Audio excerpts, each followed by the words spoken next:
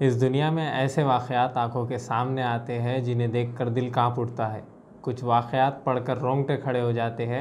ऐसा ही एक वाक़या 6 दिसंबर 1992 को बाबरी मस्जिद की शहादत का है, जो मुसलमानों के सीनों में खंजर की तरह पेवस्त कर दिया गया। और अब जो फैसला अदालत उज़्मा ने सादिर किया, ये दूसरा खंजर मुसलमानों के सीने में इस तरह धकेल दिया गया जैसे मुसलमानों की दिल आज़ादी नहीं होती, मुसलमान पत्थर के बने हुए हैं। 6 दिसंबर 1992 के रोज़ इस मुल्क के अजीज़ में मसावात, भाईचारा और इंसाफ की अलामत बाबरी मस्जिद को शहीद कर तीसरी जंग अजीम का आगाज़ किया गया था। और फिर दुनिया की तारीख़ ने वो खूनी खेल देखा कि पूरी इंसानियत लहूलुहान हो गई। सफाकी की सारी हदें पार कर दी गई और डॉलर यानी कि सरमायादारान निज़ाम के लिए दरकार माहौल भारत में साजगार हुआ। हर चीज़ को, हर रिश्ते को, हर जज्बे को और हर मज़हब व अक़ीदे को करेंसी में तोला जाने लगा। रिश्तों की तारीफ़ें बदल गई। भाई भाई का दुश्मन हुआ, बेटा बाप के खून का प्यासा हुआ। हर गर्ज़ के हर सौ क़यामत का मंज़र क़यामत से पहले देखने को मिला। जबर व तशद्दुद ने जावेराना अंदाज में जमहूरियत का लिबादा पहनकर अपने माथे पर इंसानी खून से इक़्तिदार का तिलक लगाया। इस मुतनाज़ा मामले में मुल्क की अदालत उज़्मा ने 19 नवंबर को अपना फ़ैसला सुनाया। फ़ैसला सुनाए जाने के बाद ये दूसरा 6 दिसंबर है जिसे हम यौम सियाह के तौर पर मनाने वाले हैं। बाबरी मस्जिद को शहीद हुए 28 साल का अर्सा गुज़रा, हुकूमतें बदली, फ़िरक़ा परस्तों के तेवर बदले, लेकिन कुछ नहीं बदला तो मुसलमानों का मौक़ूफ़। अदालत का जो भी फ़ैसला होगा वो हमें मंजूर होगा। सुप्रीम कोर्ट ने अपना फ़ैसला सुना दिया कि ये फ़ैसला अक़ीदे की बुनियाद पर नहीं दिया गया। मुसलमानों ने भी पहले ही दिन से मुल्क की अदलिया पर गैर मुतज़ल्ज़ल यकीन का इजहार किया था। इससे भी मुसलमानों की उम्मीद थी कि फ़ैसला सबूतों की रोशनी में सुनाया जाएगा, लेकिन मुल्क की अदालत उज़्मा ने जो फ़ैसला सुनाया वो मुल्क की अक्सरियत को तो खुश कर सकती है, लेकिन इसे मबनी बर इंसाफ नहीं कहा जा सकता। जब बाबरी मस्जिद की हकीकत को तस्लीम किया गया तो सबूतों की रोशनी में मिल्कियत का दावा करने वालों को भी तस्लीम किया जाना चाहिए था, लेकिन अफसोस ऐसा नहीं हो सका। अदालत उज़्मा के फ़ैसले के बाद मुस्लिम पर्सनल लॉ बोर्ड ने 5 एकड़ ज़मीन की खैरात ठुकरा दी और रिव्यू पिटीशन दायर करने का ऐलान किया और कहा कि यह अजीब व गरीब फ़ैसला है क्योंकि अदालत अपनी ही तहक़ीक़ात की बुनियाद पर मुनसिफ़ाना फ़ैसला देने में नाकाम रही। जमीयत उलमा हिंद अरशद मदनी ने कहा कि अदालत उज़्मा का हालिया फ़ैसले से मुसलमानों के माथे पर लगा दाग धुल गया कि मुसलमानों ने बाबरी मस्जिद की तामीर राम मंदिर तोड़कर की थी। महकमा आसार क़दीमा की रिपोर्ट ने साबित कर दिया कि मुसलमानों की तामीर मंदिर तोड़कर नहीं की। इलाहाबाद हाई कोर्ट और सुप्रीम कोर्ट ने भी तस्लीम किया कि 1949 में बाबरी मस्जिद मूर्तियाँ रखने का अमल गैर क़ानूनी था।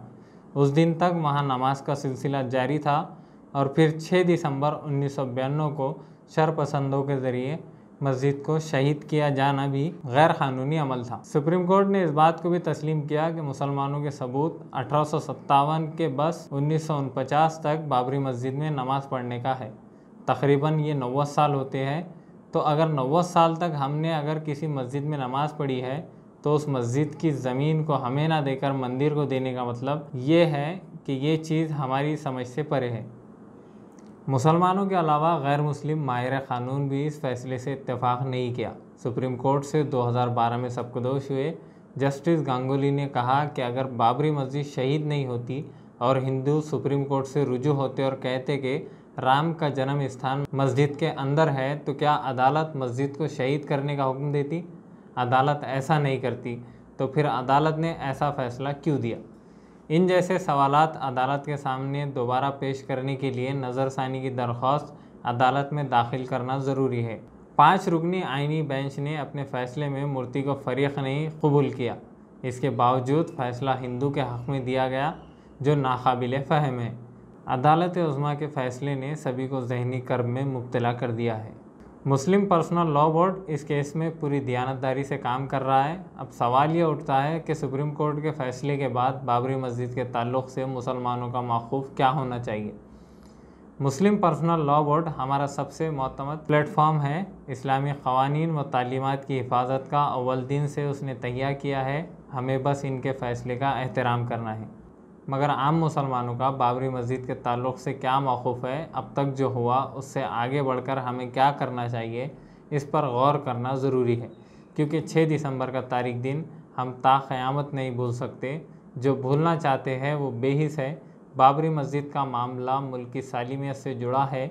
अदालत उज़्मा के फ़ैसले से हमें नाउम्मीद नहीं होना चाहिए, क्योंकि असल फ़ैसले करने का इख्तियारात रब्बे कायनात के पास है और किसी कौम में मायूसी का दाराना ख़तरनाक अमल है। ये अमल क़ुव्वत फ़िक्र और अमल को फ़ना कर देता है। इसलिए मुसलमानों को मायूसी से बचना होगा और आने वाली नस्लों को बताना होगा। और ये वक्त की ज़रूरत है कि ता क़यामत बाबरी मस्जिद से गाफिल नहीं होना।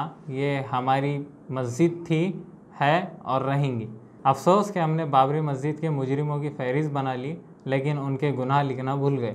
बाबरी मस्जिद की शहादत से हम भी गाफिल ना हो, बल्कि हमारी आने वाली नस्लों को भी गाफिल ना होने दें। बहरकैफ मेरी नज़र में मुसलमान एक तंजीमी ढांचे और हिकमत अमली के बहरान से दो चार है। हर साल 6 दिसंबर को हम बाबरी मस्जिद शहादत का एहतजाज करते हैं। असल में हम मसलकी, मिली और सियासी तौर पर मुंतशिर होकर रह गए हैं। सब अपने अपने तौर पर मिला जुला बनाते हैं और अपने घर नज़दीक कर देते हैं। मौजूदा हालात में होना ये चाहिए कि मिल्लत के नाम पर इत्तेहाद करना और मुत्तहिद होना ज़रूरी है और मंजिल तक पहुँचना होगा। हमारे पास कोई हिकमत अमली या प्लान नहीं है, वक्त की ज़रूरत है।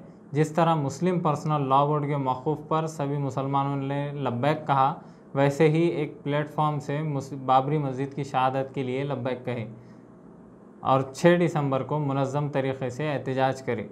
अलग अलग तंजीमों और ग्रुपों में बँटने से हमारी तादाद कम होती है, इसलिए मुनज़्ज़म लाहे अमल की ज़रूरत है।